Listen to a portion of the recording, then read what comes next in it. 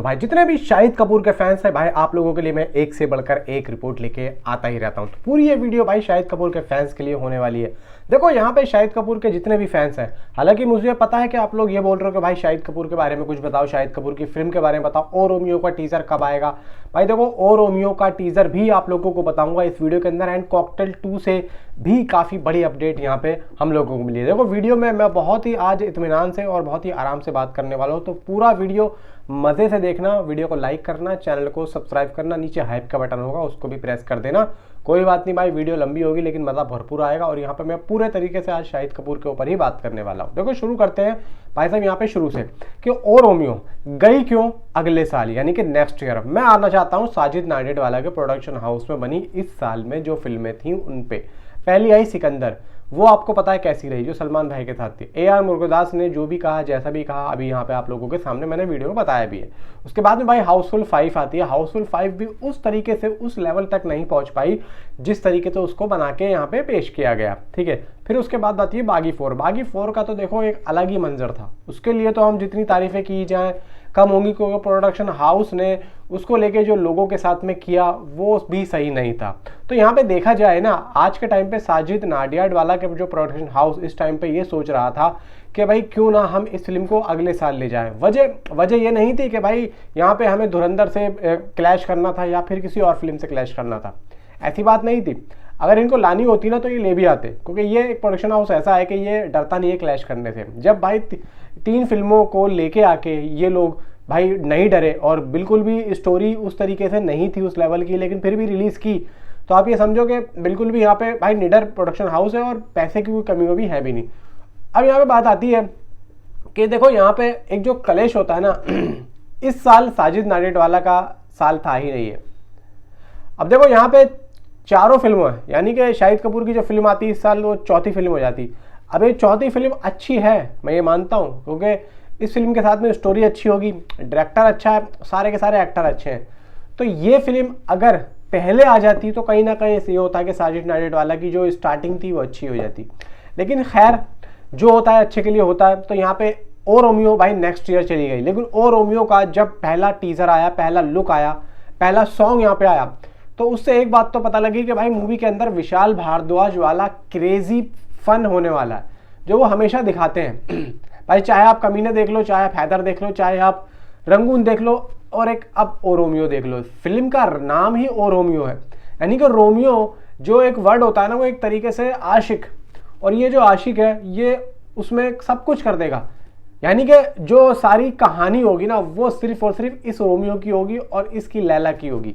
यानी कि इसकी लैला को कोई यहाँ पे कर लेगा कुछ ना कुछ, उसको लेके ये पागल हो जाएगा, जो कि शाहिद कपूर होने वाले हैं। अब यहाँ पे शाहिद कपूर रोमियो वाले कैरेक्टर को किस तरीके से करते हैं हम R राजकुमार में देख चुके हैं, जो कि अगेंस्ट था सोनू सूद। यहाँ पे शाहिद कपूर और जो सोनू सूद था उनका जो लास्ट क्लाइमैक्स में जो लड़ाई होती है वो काफ़ी ज़बरदस्त थी।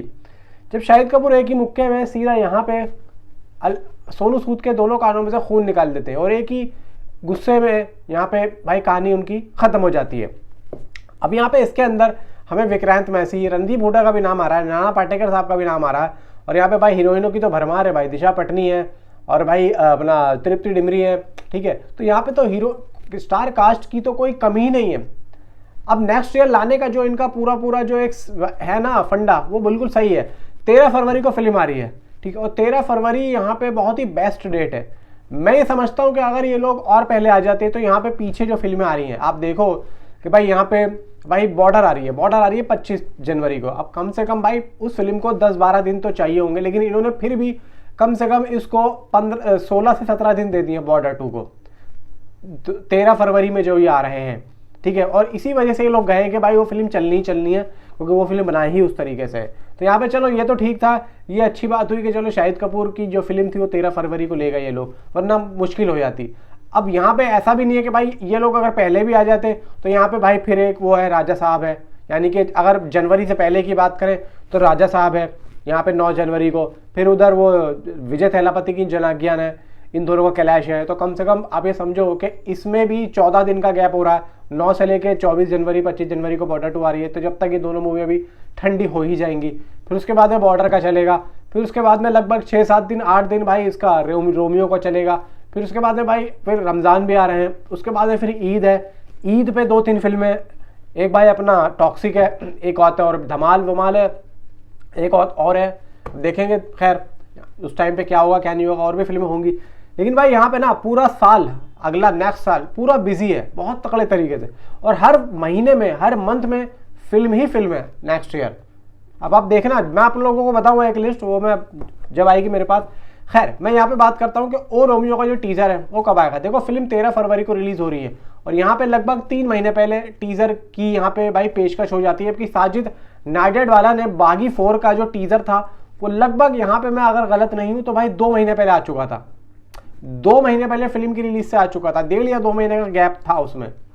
तो यहाँ पे देखा जाए कि फरवरी में अगर ये फिल्म रिलीज हो रही है 13 फरवरी को, तो हम सोच सकते हैं कि दिसंबर यानी कि जो धुरंधर फिल्म आ रही है, धुरंधर के साथ में इसका टीजर आ सकता है। मे भी दिवाली का मौका है, दिवाली के मौके पे अगर इन लोगों को एक आध पोस्टर भी रिलीज करना हो तो ये लोग कर सकते हैं, कोई यहाँ पे शक की गुंजाइश नहीं है कि नहीं होगा, कुछ रेस्पॉन्स नहीं होगा। नहीं भाई, दिवाली का मौका है, और साजिद नाडियाडवाला की लगभग ये देखा जाए कि पहली फिल्म होगी नेक्स्ट ईयर की, तो कहीं ना कहीं दिवाली के अवसर पे इस फिल्म का कुछ ना कुछ पोस्टर, एक ऑफिशियली पोस्टर तो यहाँ पे रिलीज कर देना चाहिए। मे भी चांसेस है कि इसका पोस्टर आ सकता है लेकिन मैं तो चाहता हूँ कि भाई टीजर ही रिलीज कर दें ये लोग, क्योंकि लगभग शूटिंग तो अप्रॉक्स कंप्लीट हो ही चुकी है।